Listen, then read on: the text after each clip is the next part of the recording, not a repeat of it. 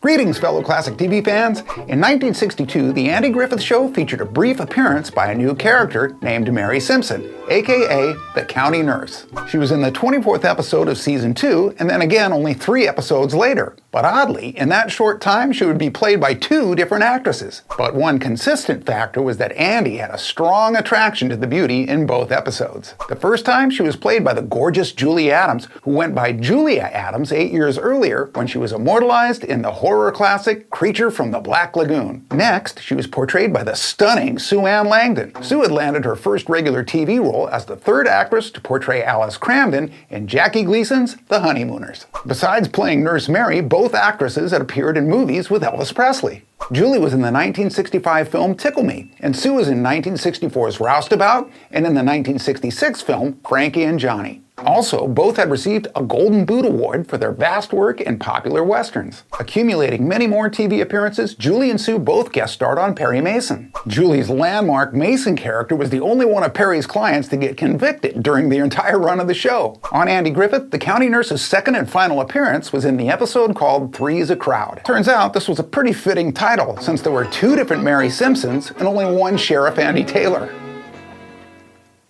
Greetings, fellow classic TV fans. Did you know that Jed Clampett's mother-in-law was named Daisy Mae Moses, also known as Granny? The role was originally offered to Bea Benaderet, but they felt she didn't quite fit the character, so they gave her the part of Pearl. But it was Benaderet that then recommended Irene Ryan, and what a solid recommendation that was. And although Ryan played Buddy Ebsen's mother-in-law, in real life she was only 6 years older than him. And speaking of age differences, Donna Douglas played a 17-year-old Ellie Mae at age 30. And speaking of Donna Douglas, Levi Strauss said that she did more for the sale of blue jeans in 1 year than Cowboys did in over 100. Weeell, doggies.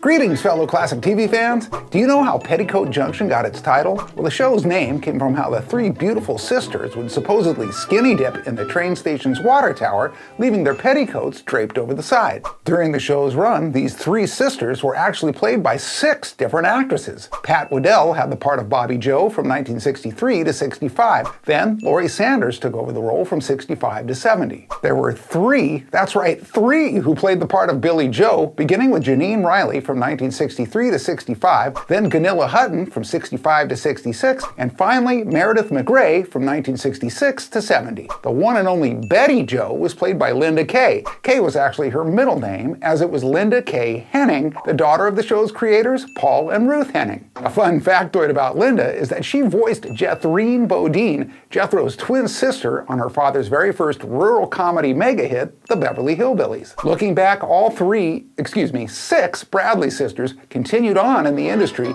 but not before leaving us some pretty fond memories at the Junction. Greetings, fellow classic TV fans. Green Acres was the place to be, and if you wanted a long life, it was the show to be on. Must have been all that farm living. Other than Ava Gabor, who made it into her 70s, most of the other main characters lived well into their late 70s, 80s, and 90s. For example, Sid Meldon, who played Alf Monroe, lived to 94. The great character actor Frank Caddy, who played Sam Drucker, lived to 96. And the legendary Eddie Albert beat them all by making it to 99. Unfortunately, there is a rumor that one of the main characters, Arnold the Pig, didn't survive past the last day of shooting. Well, before they dispelled that rumor, it said that the cast and the crew celebrated the wrap with a luau. Greetings, fellow classic TV fans. Quickly spun off The Danny Thomas Show came the hyper-successful The Andy Griffith Show.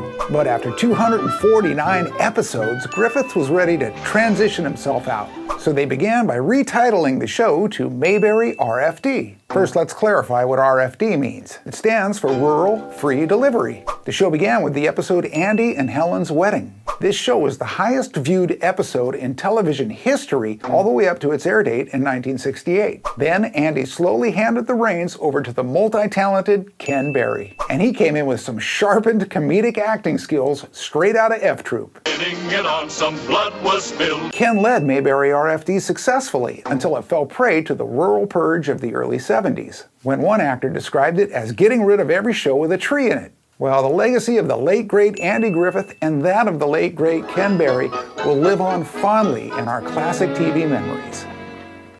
Greetings, fellow classic TV fans. As the son of the 1930s heavyweight boxing champ Max Baer Jr. took on Hollywood. By 1960, he'd appeared in multiple episodes of Maverick, Hawaiian Eye, 77th Sunset Strip, and more. And in 1962, the Beverly Hillbillies began its 9-season run, with Max Baer Jr. playing the lovable but dim-witted Jethro Bodine. In contrast to his character's 6th grade education, Max actually held a master's degree in business administration. And as a cast member of the long-running hit TV show, Jethro became a TV icon. Unfortunately, that led to him being typecast, which back then could be detrimental to the future of an acting career. So instead, Max decided to focus his efforts on filmmaking. It began with his 1974 production, Macon County Line, which reportedly he had begun writing back in his hillbilly days on the back of the scripts. Giving Max another opportunity to act, the film was made for about $250,000. It then went on to gross over $30 million, holding a profit record for over 20 years. Then in '76, he pioneered the concept of a movie title based off of a hit song. This led him to produce and direct the classic film Ode to Billy Joe. So although Jethro's aspirations of being a big Hollywood producer didn't quite pan out,